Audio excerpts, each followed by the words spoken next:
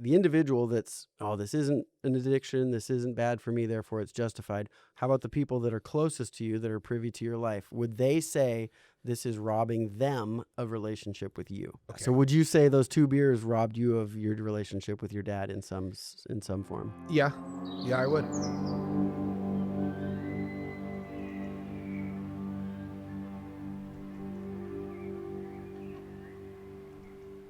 All right. We're up and running. We're rolling. Over there. I should put my beard in it. Yeah, get the beer right, like bristle. God. Yeah, the whiskey. You already have a good voice. You do, yeah. I love good voices on here. All right. So Dave and I are sitting down today with Cameron Burke and Layne Barndt. Is that Barnt? Did I say it right? Yep. All right. From Absolute Ministries. Thank you guys for coming out today. Pretty excited about this. Our pleasure. Yeah. Super cool. I already spotted that Cameron has cauliflower ear, so that's street cred in my world, bro. So that's Appreciate that. it's street credit for him too, that he can spot it. Okay. It is. What's up, bro? It's like your cauliflower. Yeah. It's like a lion spotting another lion in the wild. Yeah. You're like, okay. And here I am as a lamb.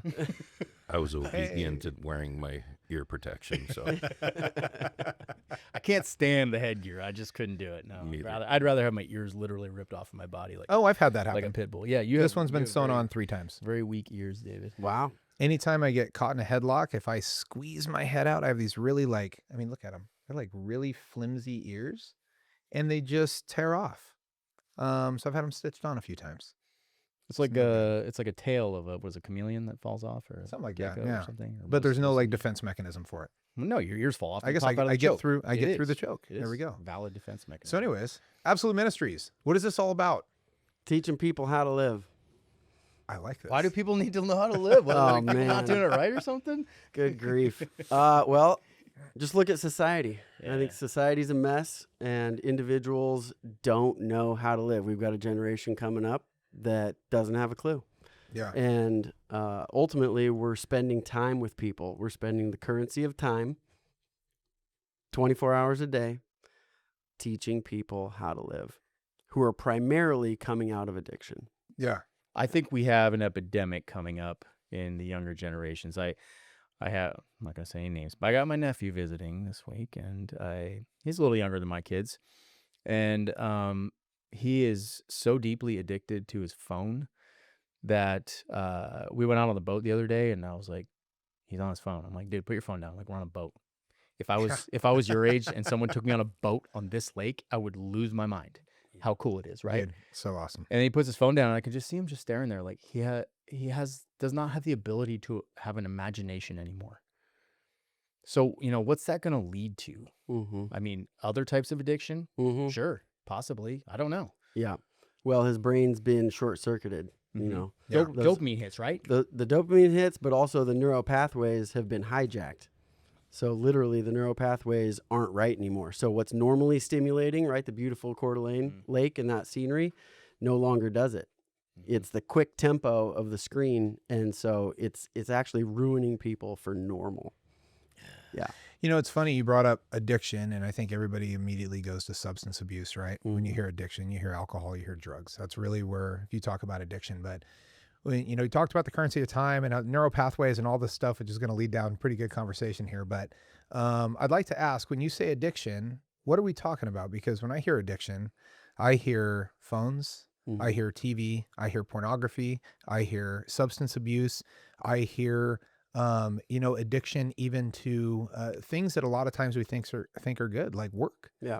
Right? There's a lot more than just addiction to Do substances. you know anybody that might be addicted to work, David? Eric?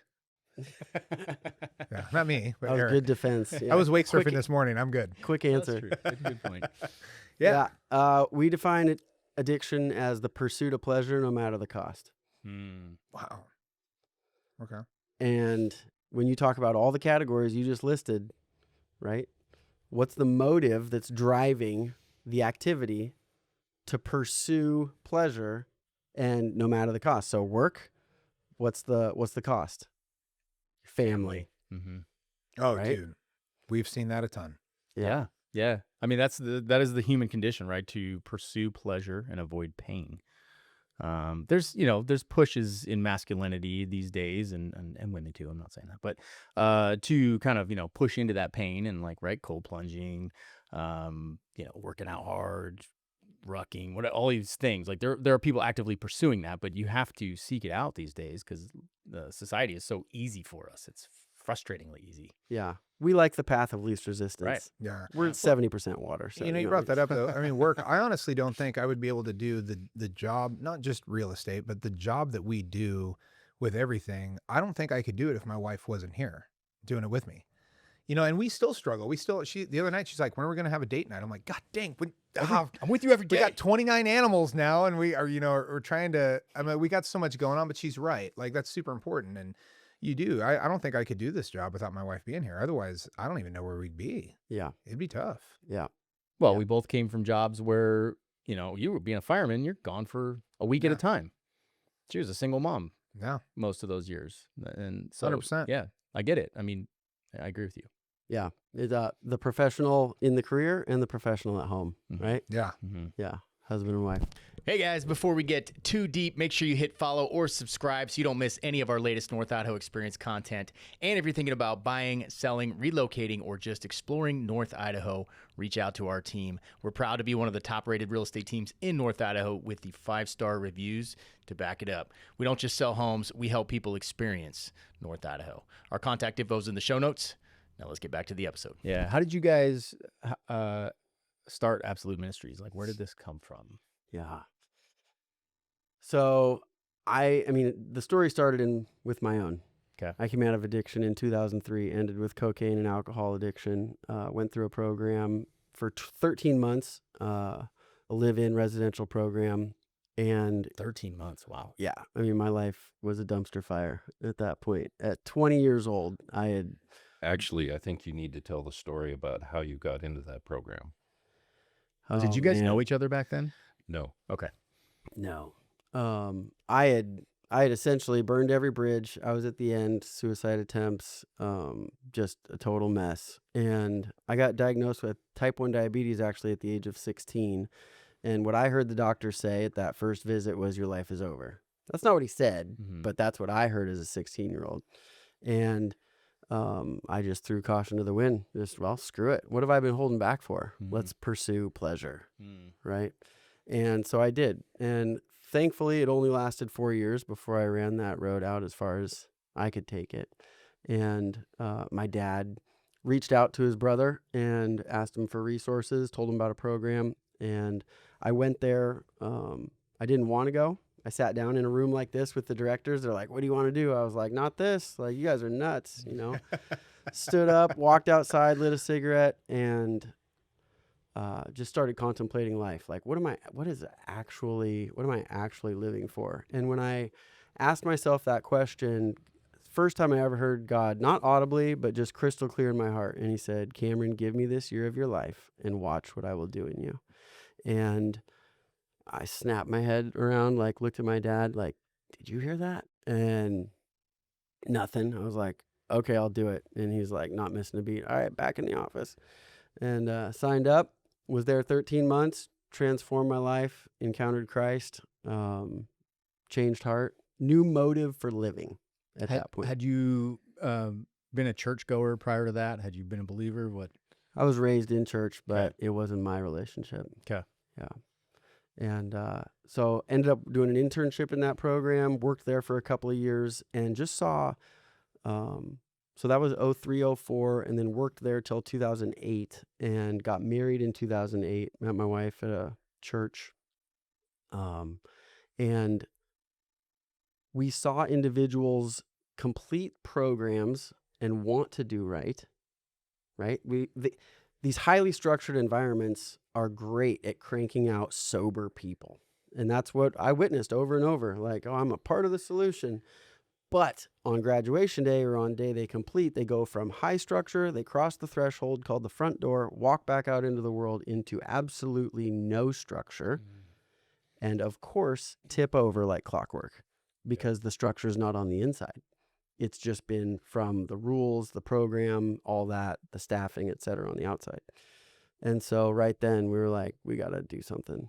And so we started Absolute in 2009, and we essentially provide a team of people that surrounds individuals 24/7 and through a graduated process teaches them how to live. So it starts high structure, but by the time they finish the program, they are seamlessly grafted into the local church. They've got their own car, their own finances, their own career.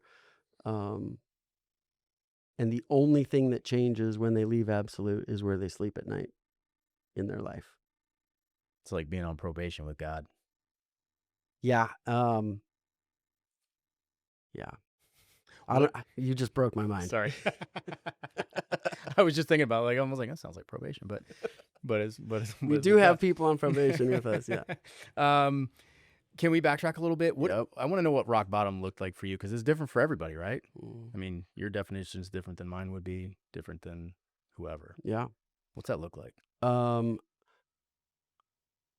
When being asked, or actually told by a doctor, if you keep going like this, you're not going to see your 25th birthday. Wow. Point blank, medical provider, and just shrugging your shoulders. And oh well. How did it affect your personal relationships? My personal relationships were about with that framework, that perspective, that broken space, were all about me. Hmm. Yeah. You know, it's crazy too. So I've talked about this before, is that I luckily have never had substance addiction, right? And so it's something that I'm somewhat unfamiliar with, right? We joke about it recently. I had a nicotine and I'm like, I think I'm addicted. I was just about to I had say one Zyn. I didn't want think to cheapen the pretty moment. much, yeah, I'm pretty much addicted to this. So it's been a running joke around here. I'm like, I understand now. I understand addiction. I've had one Zyn.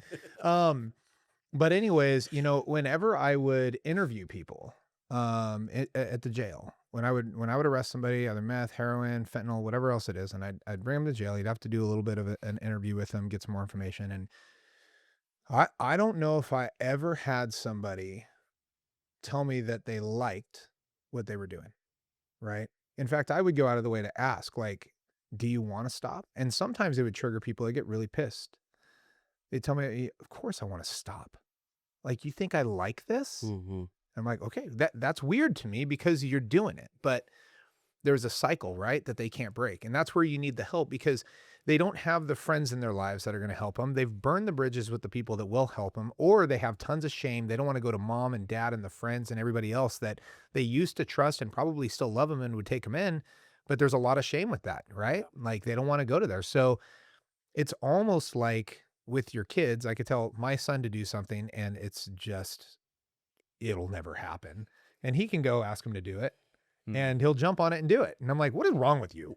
Sometimes you need that outside source. So to have something like Absolute Ministries, or people that are outside that you don't have a background with, they don't know who you are, they haven't seen you at your best and then into your lowest, you don't have that shame with them. Mm-hmm. That's a really cool opportunity for people, because nobody seems to want to have the addiction. Yeah.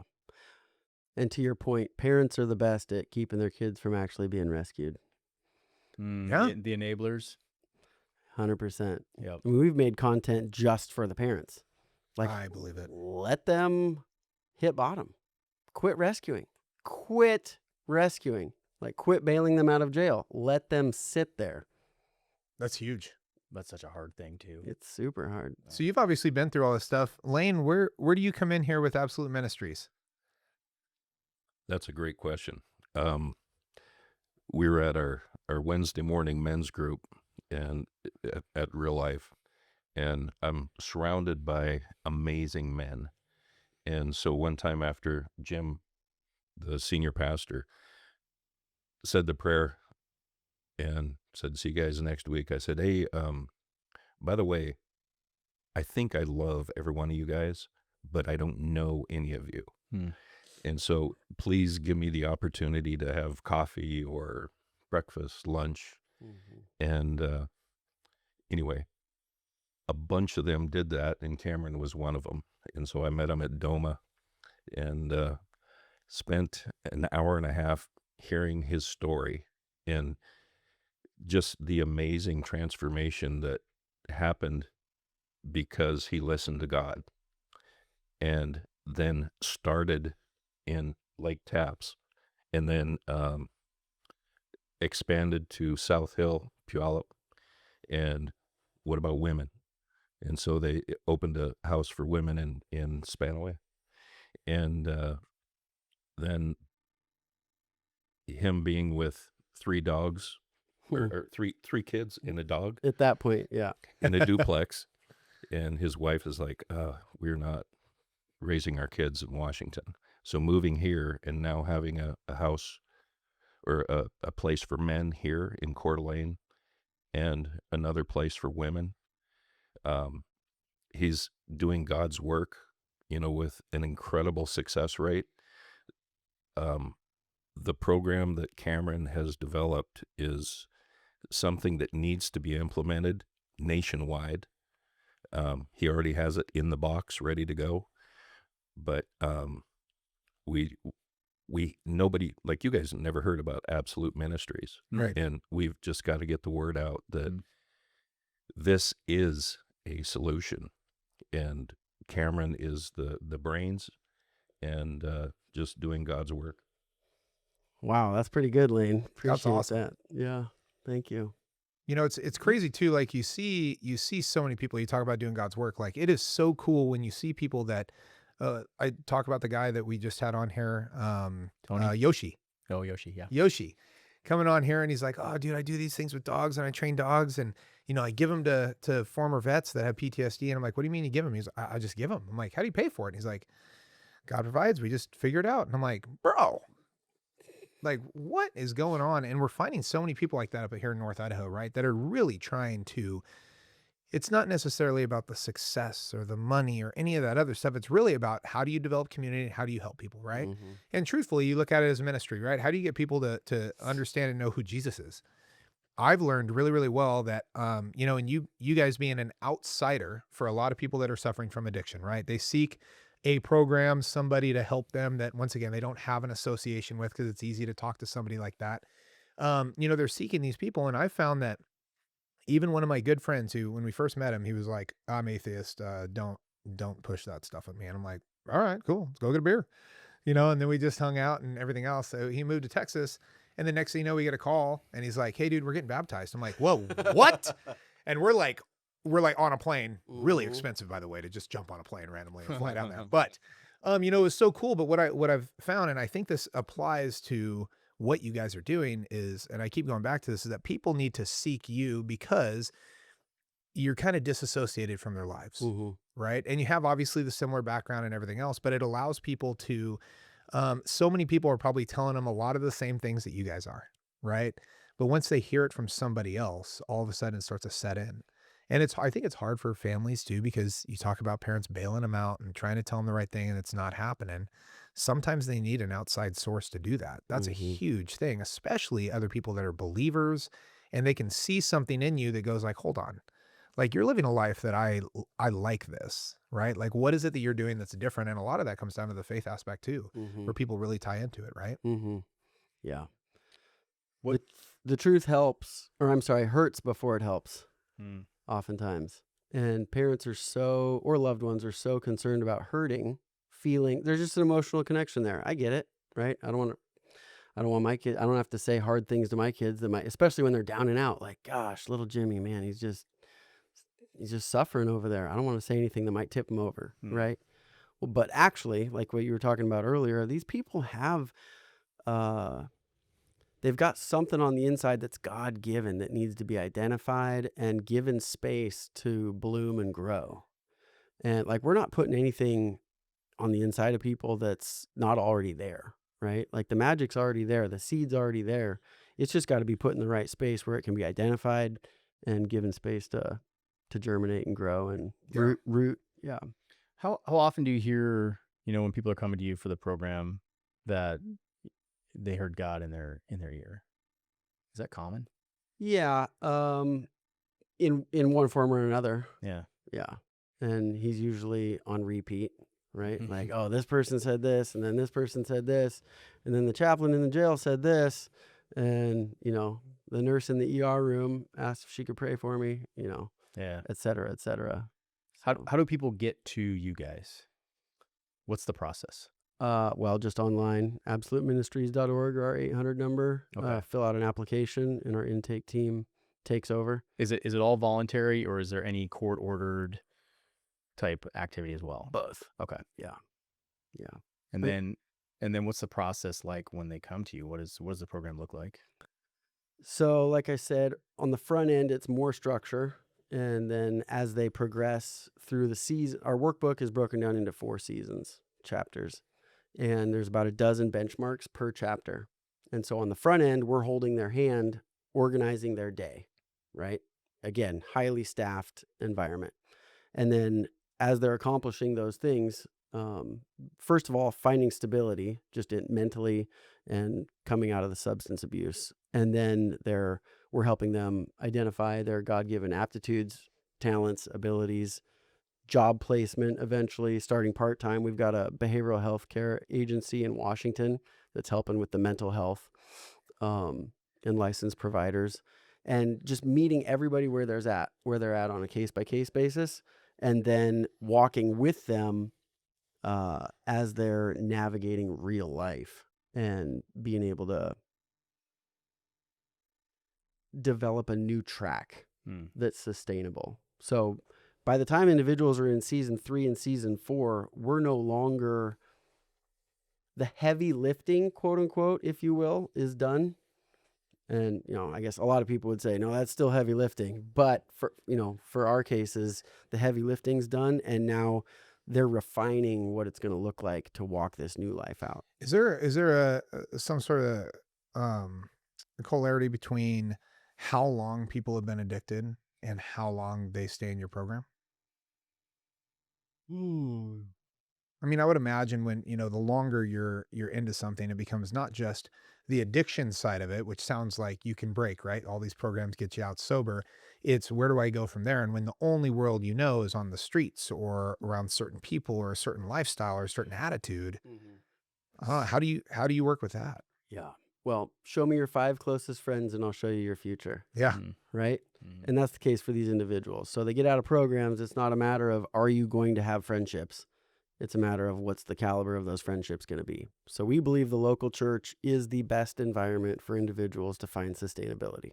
And that's what our mission is to ultimately graft them into the local church via mentoring relationships. And we've written curriculum for it so that the people in the local churches are going through about a 60-minute training, a lot of what not to do with this people group. And then there's ongoing training as well, but ultimately grafting them into the local church. So we're not just playing for while they're inside the Absolute walls. It's for afterwards. And that's the key. That's a huge key to our success. Yeah. Is that where you come in, Layne? Do you participate in that side of things? Honestly, I'd have to look at my business card again, but I think I'm a relationship director. Okay. Well, that's how you found us, right? There it is. Yes. I should see you're doing your job. Nice work. Yeah. Nice work. Yeah. So you get them in contact with different businesses, organizations, get the word out there, stuff like that? Yes. One of the things I think that Absolute struggles with is raising money. Yeah. And because of Cameron's humility, it's not their strong point. And so I'm trying to raise awareness that we can't do this for free. Yeah. And we need help. And, like it says on the paper we gave you, 85% success rate. Wow.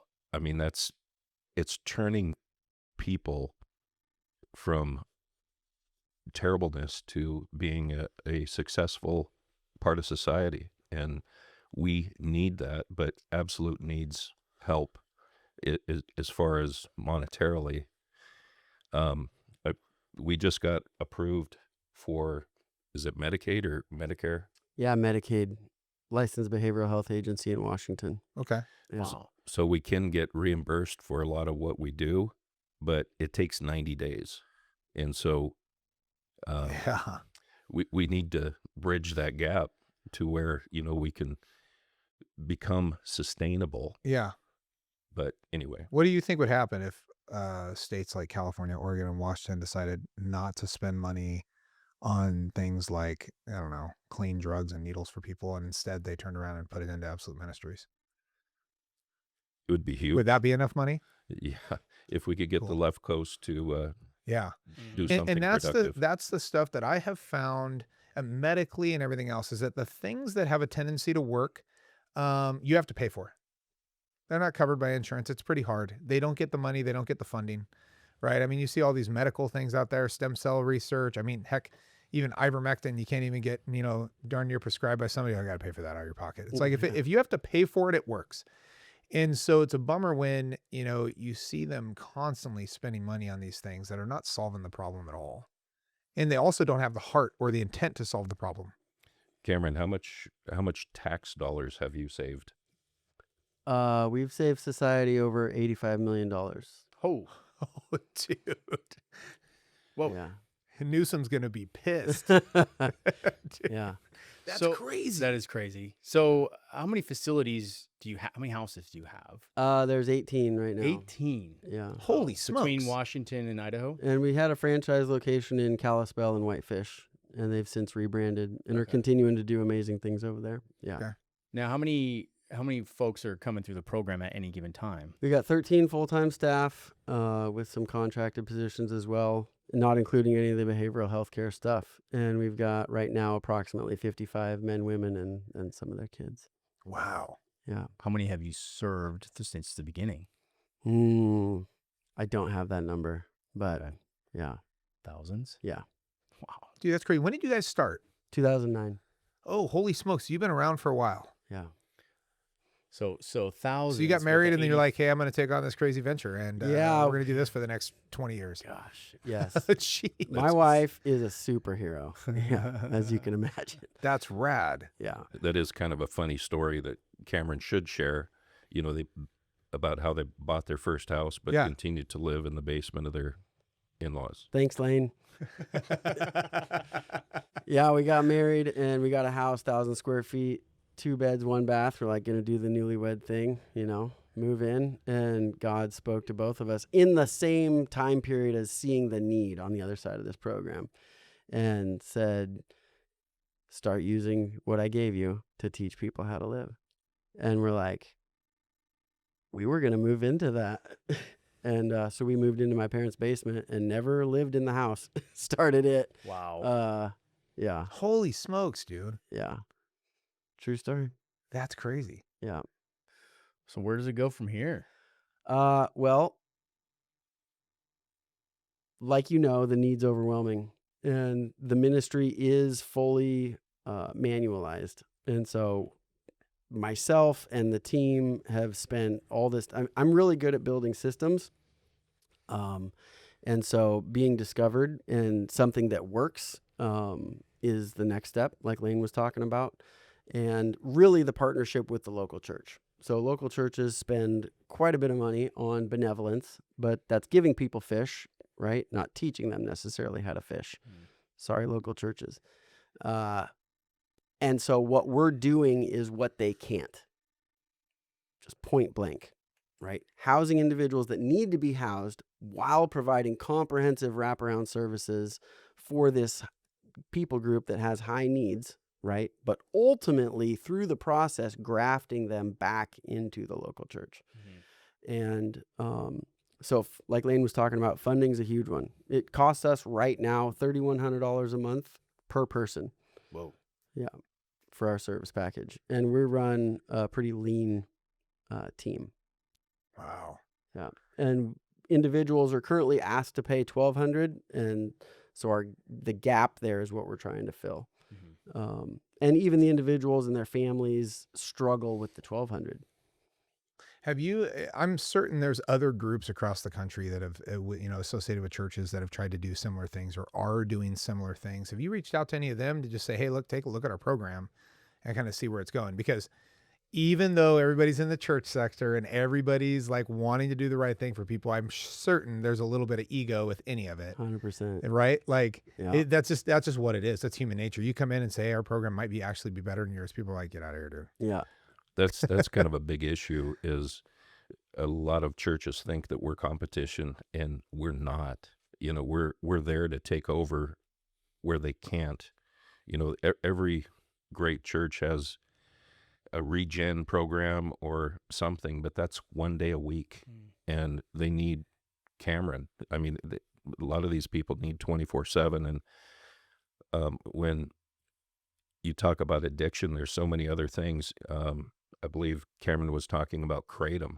You know, I mean, it's legal and it's so available, but it completely takes over your life. What is Kratom? It's legal heroin you buy it at the gas station. I've seen the signs at gas stations. I never even looked into it. Really? Is it truly free or? Oh, it's not free. No, I mean, I What do think you- that's the brand, the little blue bottle. Oh, yeah, I'm not sure. But yeah, it's legal, and it is, I mean, there's legislation coming out to ban it. Yeah. Really? Do they have it in Idaho? Yep. They have it everywhere. I remember Eric was talking about it on I'm a interested. podcast. So they just sell it at gas Don't- stations up here? Don't try it. No, no. I'm already addicted to Zens after one, so I'm going to have another one next year. I'm pretty excited about it too. We actually just had my birthday and the guys were like, you want to know Zen? I'm like, I'm going to do a second Zen. I'm like, this is awesome. Yeah. Yeah. And then here I am again. Yeah. Everybody's been buying them for me because they think it's really funny. And I just have a stack of them and I don't touch them. Yeah. I'm like, Well, "That stuff's good for you. dangerous." Yeah. Some people can't not touch them. North Idaho Arms is a proud sponsor of this podcast. North Idaho Arms is a locally owned full-service gun store in Post Falls, Idaho, founded under one guiding principle.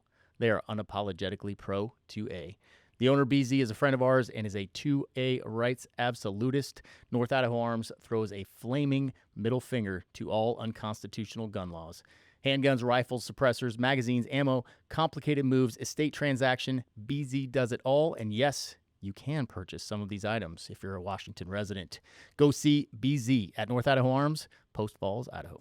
Yeah. Well, that's where, and that's truly the addiction thing. Like, what are you doing when you're upset, when you're down, when things aren't right? You had a rough day. Like, what do you go to? What do you draw to? Is it alcohol? Is it pornography? Is it going out to the bars? Is it? I mean, what is the thing that you go to when you're at your lowest? And I think that's where people find their addiction, right? Like, I'm stressed. I'm having a bad day. What's going to give me the release? What is it? And it can be as simple as watching a television show or Netflix and chill. Doing that for 12 hours is not good for production in your life, right? So it doesn't have to be, you know, it's funny to get on that. There's outside of addiction, and I've talked about this in church with guys before, is I brought up what I refer to as female pornography. Okay. People are like, what do you mean? So men are very visual, right? You have a lot of men, and I'm sure if you've been involved in church and men's groups, like you've dealt with men that are like, hey, I'm having this struggle and I'm going through these things. And it's funny because a lot of times that term gets put on men as like, this is a man addiction. And I went through a book with a Bible study. It was called Love and Respect. Have you guys ever heard of it? Okay, so we did this Bible study, Love and Respect, and it talked about how our hearts were built, right? And men desire certain things and women desire certain things. And in the Love and Respect one, between those two words, it talks about a man's heart is desiring respect. Like they want to feel respected. They want to feel that they're the head of the household. They want to have these feelings, right? So, and it even goes into a sexual thing that when you're able to be intimate with your wife, it's this feeling of submission and this feeling of like, I feel respected, right? It's not necessarily a love feeling. It's not that men don't want love, but they feel loved when they feel respected. Women, on the other hand, want to feel loved. So when you do things that trigger that and make them feel that they're very loved, it's not the respect side they're looking for. They're looking for a different feeling, right? Different dopamine charge. You guys ever watched Hallmark? With my wife. Yeah. That I tease my wife. She'll turn it on during Christmas time. I'm like, oh, you're watching porn, huh? And she's like, come on. And I'm like, listen, just hear me out. When a guy goes and watches pornography, they are setting an unrealistic example for their wives. Okay. And it ultimately draws them further away from their wife. It sets unrealistic expectations. When you watch Hallmark, darling, I'm like, men don't do that. Listen okay. I'm like, cut it out. This guy is a nerd. And I'm like, I'm not, I laugh The Notebook. I go, nobody kisses in the rain. I'm not going to kiss you in the rain. I'm going to go inside. this is not romantic. This is not what you want, but you're crying when that happens. But if I try to kiss you in the rain, you're going to be mad. Yeah. And so, but I did talk to her about it one time. I said, it's not that Hallmark's bad or anything else. I go, it appeals to different receptors for people. And for women, it creates an unrealistic expectation on men. I'm not saying that men can't kiss their wives in the rain or they shouldn't open the door or things like that, but it's so romanticized that they see all this love. Oh my gosh, he loves her so much. And you don't do shit like that for me anymore. It's like, hold on. How do you really feel? Right. Yeah. So it is funny. Like when you hear about addiction, I constantly go back to that it's not always substance. Like, and I know that that's not your route, that you guys focus on those things, but it is wholeheartedly in society. There are things that we are addicted to that appeal to us, whether we're male or female, or whether it's an impulse for a desire of having money or things or whatever else it is, comparing your lives to people on social media.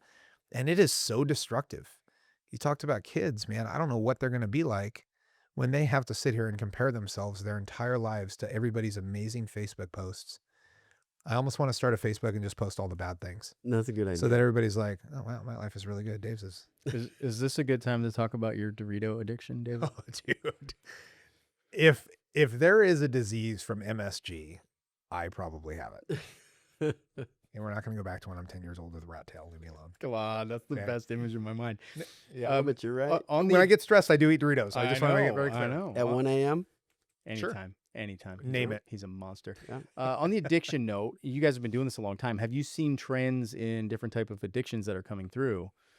Like, what's the, you know what I mean? Is there an obvious thing over time? Fentanyl's at the top right now. Yeah. And alcohol will always be there. Mm. But fentanyl. Yeah. And on that, are different types of addictions much harder to get over? I mean, I'm assuming fentanyl is very difficult. Well, actually, I mean, the withdrawals are terrible, right? But actually, the addiction that individuals struggle with the most, sorry, Dave, is nicotine. I believe it. I fully believe that as well. True story. Individuals that have kicked fentanyl, alcohol, meth, but nicotine is the one that has the most powerful hooks, if you will, in individuals. Yeah. That's crazy. But everybody's telling me now that they read AI and it's really good for you. Yeah. I don't know. It's probably sponsored by Marlboro. Probably. I don't know.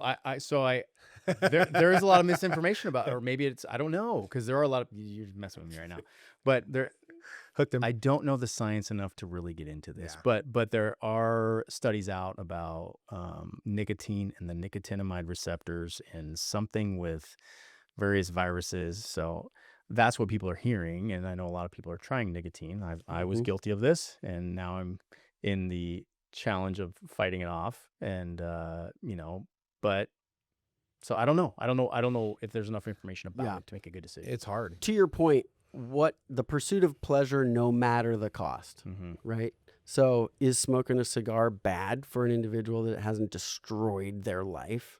No. But for some people, will smoking a cigar lead to the destroying of their life? Yes, because they don't have the ability to enjoy one and stop. And or hide from their wife and do it. Exactly. Yeah. All those things, right? Yeah. And that applies to all the categories of addiction. Right. All the things. Are you eating out of the fridge at 1 a.m. while nobody's looking? Right? That was my life for years. We know. It was a fireman life, dude. Oh, okay. Fair. But very normal. Yeah. Yeah. Nobody's exempt. It's just different categories of. I believe everybody has a thing. It's hard too, because you find people that have an addiction, right? And they justify it. They find a way to justify it. And this isn't poking fun at you, but it's funny because when I had that nicotine one time, I'm like, this shit's amazing. I'm like, this is crazy. And the next thing you know, I'm going down the rabbit hole, like typing on, like, is nicotine okay for you? Is nicotine better than this? And what's worse, nicotine or caffeine?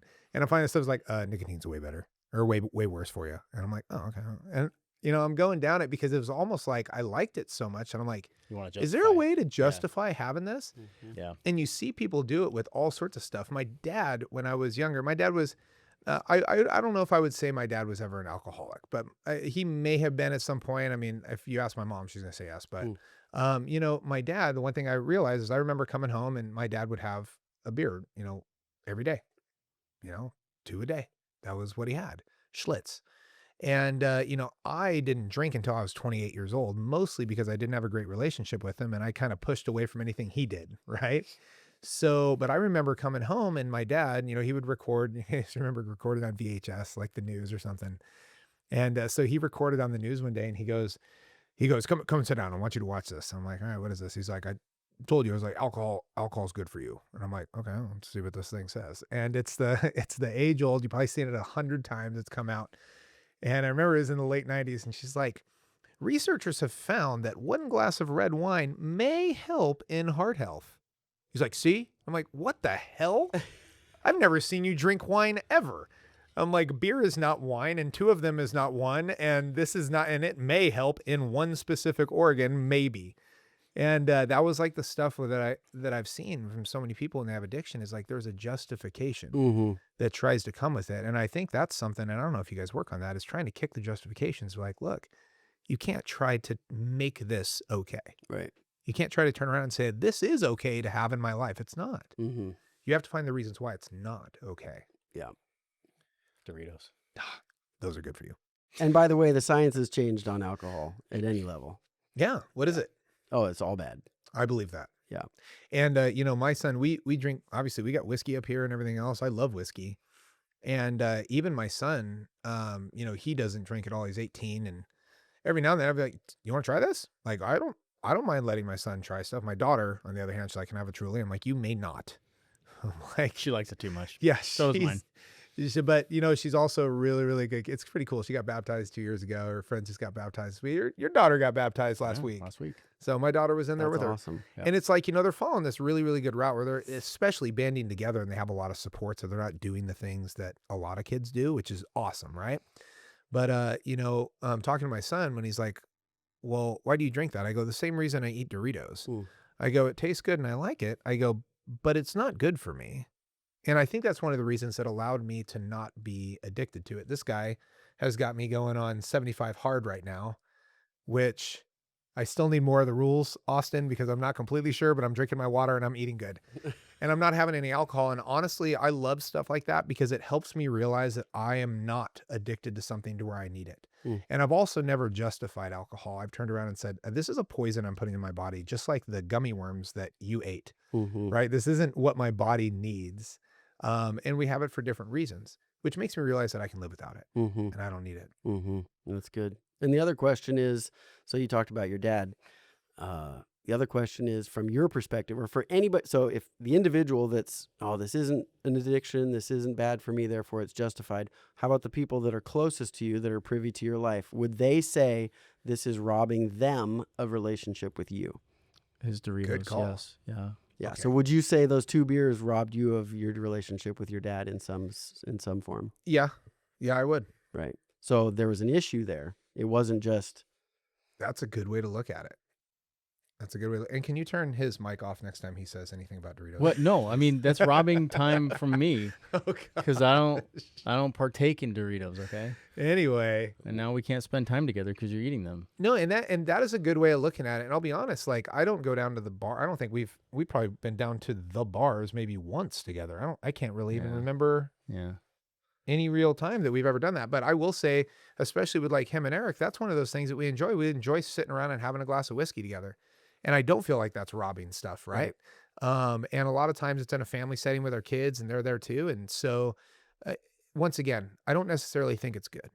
In fact, I could probably tell you that in every way it's not, right? And another thing about Absolute, what Cameron has done to maybe Cameron, you should tell the story about your director over here at Coeur d'Alene, who he brought her through the program. And now she's a integral part of the ministry. I love stories like that. Yeah. We've got multiple staff who are integral parts of the ministry who've come through the program. Alumni. Yeah. I mean, the majority of our staff are alumni, and they're the best because who better? Right. That has So relatable. That has the platform. When people are making excuses, they can say, I've literally been in your shoes right now. Let me help vision cast for you of what this can be if you'll get over yourself right now.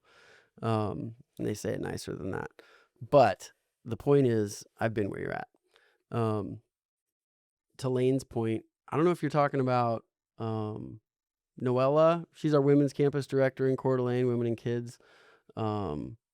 Tiffany is our VP of operations. I think it was Tiffany that her children were taken, and anyway. You're talking about Renee. Yeah. Alumni. So came through Absolute. And yeah, her children weren't with her, lost custody, and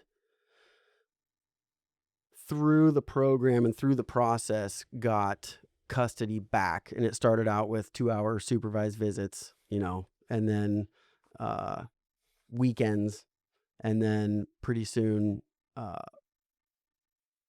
supervised check-ins with, and she was on probation the whole time. And her mom had taken custody, and then she was granted full-time custody back. And Awesome. So she went from alumni or from member of the program to staff and alumni, and getting her kids back full-time. And that's from when she completely left Absolute, like that was a 5-year process. Wow. But with the staff time in there, working for us full time. But that's the thing. These, people's lives aren't just flash in the pan. People are dealing with super heavy stuff, trauma, legit trauma from their childhoods, and then they're masking it, medicating, right? And then, go through a 60-day program, come out sober, and figure out life. Like, what a joke. Mm-hmm. That's crazy. How long do people spend in your program typically, and does it vary? Average is 2 years. Yeah. Case specific. Yeah. Case specific. So it's been done in as little as 10 months and as long as 4 years. Yeah. And because that workbook is based on benchmarks, not time. Mm-hmm. People can do time. Time's easy. The sun goes up, comes down, goes down, right? Yeah. But actually making progress and achieving the benchmarks and meeting those benchmarks requires grit, tenacity, resolve to show up, do the work, and then staff is alongside you, keeping you That accountable. is so cool. Yeah, relationships have to be built in there are just amazing. Oh yeah. Bulletproof. Dude. Yeah. Yeah. Are a lot of these people working while they're in the Yep. program? So Yep. is that a part of it? Yep. Okay. That's the thing. This is real life and individual. That's the biggest thing. When people hear 2 years, they're like, I'm not going to give my life up for 2 years to go through a program. Your life is still going on. Imagine what your life. So if you're struggling, you're coming out of a significant life event that's negative, right? And you get put in a place where you're surrounded by, just think of a full-time coach team where their job is to make you successful. So you wake up in the morning, you're in a semi-controlled environment, you make your own breakfast, you get ready for the day. If you don't have your license, they take you to work because a lot of them have lost their license. So our team takes 55 people to work every day. Wow. Yep. And then picks them up in the afternoon until they've got their license back. So they're getting a paycheck. We've got drop safes in the garages bolted to the floor behind bollards. They're required to drop their check. And then there's an online ledger. They can log in, see where their money's at, what's coming in, what's going out. They can request funds, all processes and systemized. So they don't have access to their own money. Not at first. Without, that's a It's a benchmark graduated That's process. smart. Dude, that is so cool. Yeah. That is smart. Is it hard for them to find employment, or do you guys have a system to help with that? Yeah, we have a system. Yeah. Okay. So there's employers who are dedicated, people, whether they've come out of stuff similar or like, nope, I'm all about second, third chances Yeah. and helping people. Yeah. So, man, I mean, how often and how do you deal with somebody that regresses during the program? I mean, that's got to be just a Great question. killer. Yeah. So a lot of programs have a super hard line on that. We don't, because people are people and they're always going to blow past lines you draw. However, what matters most is, are individuals honest in the midst of being an idiot and screwing up? So if we have to discover it, right, the road is shorter, or there's less grace there. But if somebody screws up, makes a mistake, and then initiates the conversation, Either picks up the phone, sends a text message, knocks on the door, hey, I need to talk to you. And that is gold. That is gold. We will bend over backwards to help that person all day long. That's not natural. What are they? They're telling on themselves. Are you freaking kidding me? Like, who tells on themselves when after they screw up? Only somebody with God on the inside. Yeah. Who's like, I don't want to be like this anymore, right? And so we help individuals. That's really cool. Yeah. That's a totally different perspective. And Cameron, I think you should also touch on the benefit of going through the program, because once they complete that workbook, they have a college credit, and when they leave the program, they have probably, for a lot of them, they have more money than they've ever had. 100%. Yeah. See, this is why this guy's amazing. Yeah, that's a good detail. So our workbook's been college accredited. So Faith International University in Western Washington has accredited the workbook. So individuals that Washington accredited a faith book? Faith International University that's located in Washington has accredited our workbook. Wait, time out here. That individuals go through. So when somebody completes Absolute, they get up to 45 credits towards their undergrad. Wow. Whoa. That's huge. Yeah. And education is a huge barrier to overcoming the poverty, threshold and breaking through that. And so that helps a lot. And then also, we have a matching savings program. So individuals can opt in at the beginning. They pay an extra $100 on each month's tuition, and we set that aside. And then when they graduate, they get that back. So if it was 2 years, they'd get their $2,400, and then we match it. So they'd walk away with $4,800 on graduation day, and then plus whatever they've saved. I mean, it's very, very common for people to be graduating and walking away with $10K plus. Yeah. What kind of feedback do you get from people that go through the program? Lots of gratitude. I imagine. Yeah. You literally saved their lives. Yeah. They also on the website, if you look at, there's a lot of great stories where people are telling their story, of from rags to riches. Do you have any that come to mind that are like you're like, this was such a cool thing? Yes, multiple. I was just thinking about pulling up a message from this recent Father's Day. A guy texted me a photo with him and his 3 kids, and he said, if it wasn't for Absolute, I wouldn't have this today. Wow. Yeah. That's cool. And just a selfie with him and the 3 kids. And actually, on the day he graduated, he got remarried to his ex-wife, who had divorced him and left him like, screw you, dude. But through the process, worked on reconciliation, walked with him for, I think, 18 months. And she's like, I'm in love with you again. And they got remarried, and now their family is That's beautiful. back together. Yeah. That is so awesome. That's one. There's some others. We got a guy who came up through the California Department of Corrections, first name Stan, and huge teddy bear, amazing guy. Probably 40, came to us in his 40s, didn't see one day of his 20s, locked up all of his 20s in San Quentin, actually. And you'll appreciate this. And came to Absolute, man, just could not put one foot in front of the other with work. Just didn't know. This is what I'm talking about. Don't know how to live. Right. He missed all that time living in the real world, right? Yeah. You live in a prison where you're just... No dad. Yeah. And when he was with us, his son, went, just because you're in a program, your life that you've left keeps going on. Mhm. Like his son was murdered in California while he was in our program. Whoa. Stayed, kept walking it out, and got hired by a school district. He's in our documentary on YouTube. Got hired by a school district. Totally God. How does somebody with a rap sheet like that, felony after felony after felony, get hired by a school district? Relationships, right? Yeah. Mm-hmm. Is now lead custodian. Got voted on district-wide 2 years ago as the employee of the year. Oh, man. District-wide. Beat out elementary teachers, junior high teachers, the PE teachers, right? Dang, dude. He's electric. You know why? Because he knows what he's been saved from. Mm-hmm. And now he's a pseudo dad to all those kids in the hallways as a custodian. That's so rad. Wild. That's one. Yeah. That's one pretty amazing one.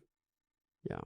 Yeah. I'll take Lots that. of small business owners, painting companies, auto companies, mechanics, just, again, helping people identify what's already on the inside. You got aptitude, bro.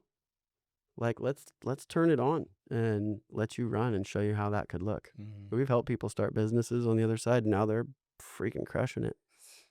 Yeah. Wow. This is cool. We got a concert coming up, benefit concert in October. Where's that? It's going to be at Real Life. Okay. Building 1, their main auditorium. Actually, Hillsong, California is coming up. No way. Yeah. That is cool. That's old school. Yeah. So one of the lead worship leaders at Hillsong, her brother is in Absolute. And Wow. she's like, I just want to bring the team up and let's do a benefit concert. Yeah. So they're coming up October 17th. And How much are tickets? I'm trying to figure that out. All right. Yeah. That's a bad answer. Can't make them free, man. People got to pay for that. Get in there and Yeah. raise some money for it. So Yeah. October 17th. And Doors open at 5:30. Okay. You got Yep. that part figured I'm out. putting it together right. Literally, I was Holy smokes. crafting email on the way here. Well, when you get information on that, let's make sure that we pump that out to everybody that we know. Yeah. Let them know about it. That'll be super cool. I would love to see Hillsong. Yeah. What other avenues do you guys have for fundraising? Do you get a lot of donations just through the website, through Mm-hmm. the church? Yep. Local churches, some primarily is tuition, and then our big events every year, our fundraisers, banquets, this benefit concert. Yep. We get a little bit of county or local government money, like it's barely worth mentioning. Mm-hmm. Some tiny subsidy, like maybe, like $50,000 a year. But it all adds up. And Yeah. so a huge one is the huge wind in the sail we get from individuals who's like, my loved one, my son or daughter, right? Heck yeah. They're like, more people need to experience this. Did they see that? That is the one thing, talk about Idaho is that it's a very anti-tax state, right? Nobody likes taxes in the state. So the state doesn't support a lot of, there's not a lot of resources, Mm-hmm. right, for people. So I can understand why you don't get a ton from the county, a ton from the state, because we just don't have those public resources like a lot of the blue states do. Yep. But then again, they have it and they tout it, and then they don't use it correctly. And so I don't know how you work it in that either, but it would be nice if there was a way to generate some of that for sure. Yeah. There Yeah. are so many amazing people that have came through addiction. And I guess we're kind of reaching out to them. If you really want to make a difference, help us, Man, help people. absolutely. That's why it's named it. Yeah. Absolute Ministries. Yeah. Our gap right now is $29 a day. Okay. Per person. And how many people you got? Currently about 55. 55. Yeah. Okay. And there's a stat that SAMHSA did in 2012, or a study SAMHSA did in 2012, and it said that for every dollar invested into addiction recovery, it saves anywhere from $8 to $64 for society. It's a pretty good return. Yeah, it's a good return. That's a pretty good return. So we took a conservative number at 12 based on our service offering and the package we offer. I think it's probably higher, but we went conservative and called it 12. And that's where we get that current figure of approximately over $85 million saved for society via. Yeah, I mean, you're removing a huge burden on public safety alone, Oh, right? dude. That's and healthcare. Yep. And then you're Huge. putting productive citizens back into society. Like, that's cool. Do you think everybody can be saved? Well, I'll go back to something you said earlier. What would happen if the blue states stopped funding the needles and all that stuff? To answer that question. Yeah. If the blue states stopped funding the needles and all the stuff, some people would die. Let's just say it. A lot of people would die. Agreed. But the individuals who would answer your question earlier and say, do you want to be like this? No. Right? The people that would answer it that way, no, I don't want this. Okay, here's a path forward. Those people when given a path forward and shown a path forward, can be saved. Yeah. And there's a lot of them. Well, we've ended up in a position in society to where there's no easy answer. There's casualties of war either way. You know what I mean? I mean, if you could implement Absolute Ministries and get all that money for it, you're right. Some people would die, right? Like that is the problem. And you can probably, there's this appeasement to, well, we don't want anybody to get hurt. So let's just be really, really nice to people. And that doesn't work because it leads to the epidemic that we have now. And, people have been that way for so long, even with their kids is, well, I'll just, we'll just be really, really nice to them. We'll enable them or whatever else. And then ultimately what you end up with is you end up with a pandemic of people that cannot take care of themselves. And so the truth is that for any change to happen, heck, let's go back to Noah and the ark, right? I mean, at some point it's like, hey, if I gotta make this right, there's going to be some sacrifices, a lot of them. And that's really hard too, because nobody ever wants to put anybody in the crosshairs and stuff like that. But truthfully, if we really want a better society, there's going to have to be people that step up, that accept the reality and want change, and other people that don't, that it's a hard loss. That's somebody's daughter, son, dad, you know what I mean? Oh, yeah. And that stuff is hard. That's a reality nobody really wants to talk about. And should that happen, there's always blame on somebody. There's blame on you. There's blame on the states. There's blame on conservatives. There's blame, whatever it is, Christians. I mean, whoever put it through, there's going to be blame somewhere. Yeah. That's tough. Do you think there's societal changes that we should make that would kind of steer people away from even getting into addiction? What are some of the challenges you see that might be causing this? I like all initiatives that are pushing dads to be more involved. So the nuclear family, championing that. So maybe it starts with marriage ministry, right? If we're really going to get to the root of where people get messed up, right? Products of divorce, just sin, right? No blame going around, but just the human condition produces brokenness, and then kids bear the brunt of that, right? And then the outcomes of their life are difficult. Yeah. So focusing on the nuclear family and standing up. Oh boy, I'm going to get in trouble. Standing up in society. Okay. Here's what I really think. I really think that if you want to do the most good as a Christian in society, you get involved in local government. That's a big one. That's all we can control, right? Number one. Yeah.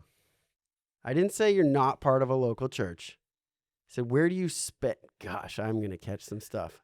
But when you look at what is creating the landscape in our society, what is moving and shifting the landscape,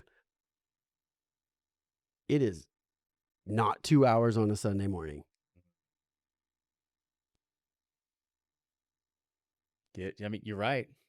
It is getting involved and letting the God on the inside of you, the Holy Spirit power on the inside of you, infuse conversations and policy at a local government level. Period. You're right. We can't affect change at the federal level, but we can affect. Well, maybe we can, but it's a big lift. But we can't affect change at a local level. It will grow into Yes. state and then federal. You're right. You build cities that are shining examples for other cities, and they catch fire, and then it flows to the state level, and then maybe someday the national level. Yeah, that's the path. Yeah, and then the other thing is you enforce the laws. Well, hell yeah, we're all about that. Yeah. That was a pretty simple one up here. Well, send people to jail. They sober up. The chaplain comes in. Hey, are you happy with your crappy life? No. Do you want to change? Here's a path forward, right? And probation is good tool. Jail has saved so many lives. So many lives. Concrete cage, man, saved so many lives. You're right. I know quite a few retired cops that are chaplains up here that, they know. Yeah. And they're out there doing the work. Yeah. I mean, I'm a part of a local church, and it is where we're, even in our curriculum, we're getting people grafted into the local church because biblically, it's the people. It's the people, right? It's not a building. I think we spend way too much on buildings and real estate when what changes people is relationships. Mm-hmm. You put people in a 24/7 relational environment, their life is going to change because now I'm privy to stuff in your life that I can't hide the other, 108 hours of the week other than the 2 hours on a Sunday morning, Wednesday night. Like that's some iron on iron, sparks flying, right? But because we love each other and we're in that relational space, like, oh man, I'm committed to you, you're committed to me. Like, let's do better. Mm-hmm. And we push forward. Man, you guys are doing great stuff. I really appreciate that you come on. Layne, thank you for the connection. I'm hoping that listeners out there will jump on and, find a way to help you guys do this important mission because this is huge. There are so many ways. Like I think it was a month or two ago, he said, "Man, we really need a job for a welder."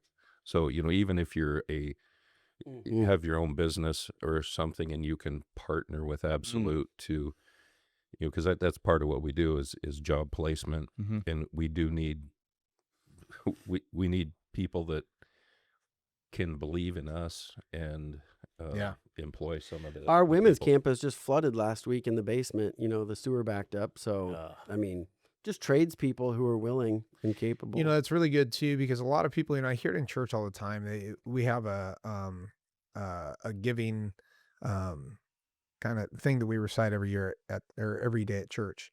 And, it's one of those things that just reminds you that it's not necessarily, people think, oh, you just want me to give money. You want me to give money. And certainly money is what you guys need to continue day to day. But a lot of it is time too. You see all these things that happen at church. I can imagine. I mean, I'm at Anthem Coeur d'Alene, now Garden. And, we're still. I golfed with Chris on Sunday night. Oh, did you? Yeah. Oh, right on. He's freaking phenomenal. So, but every day, my son had to do a project for school and he had to serve somewhere. And I was like, why don't you go help set up a church? He's like, all right. And then all of a sudden he's going at like 6:30 in the morning, help set up a church. He's like, geez. And I'm like, yeah, dude, you think all those chairs just pop out by themselves? Like, you think all that stuff, the whole stage, all of it is just there? Like all that stuff, right? So ministry, like if you are interested and this is somebody that you want to support, supporting you guys, it's not just about giving money, right? Giving time, giving resources, things like that, making yourself available is super important. And so any ministry, I think the heart of any ministry is going to be you, right? It's going to be you giving time. And there's some people, I don't want to push anybody away from giving money, right? But there are a lot of people that would rather give the money than be involved, either because they're hesitant, they don't feel like they have the education, they don't have the time, or they're just nervous about it. They're like, how do I give my time? But the truth is, giving your time is the same thing as giving money. Mm-hmm. If you had 40 more qualified people that worked for you, right, twice a week, that would probably solve a lot of the money problems. Yeah. So it's not just about the money, but it is about just giving back. That's what ministry is all about. Yep. So. Yep. Well said. That's awesome, guys. Yeah. We will link the website in our show notes so people can find that. And their YouTube documentary. Yes. Which I'm going to go watch. Cool. I'm going to have my kids watch that too. That is super cool. Yeah. Appreciate that. Yeah. Cameron, Layne. Guys, thank you. Absolute Ministries. Thank you, guys. Thank you. Yeah. Appreciate it.